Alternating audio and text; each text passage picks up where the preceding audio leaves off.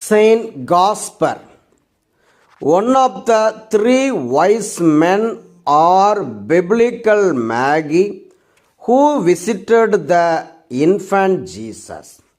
He is venerated as a saint alongside Melchior and Balthasar.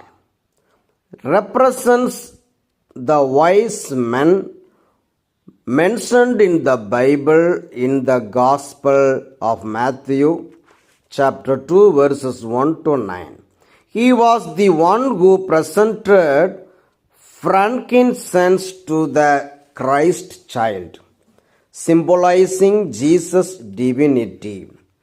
Saint Gaspar is often considered to be an Indian scholar, although the Bible does not specify who or what the Magi were.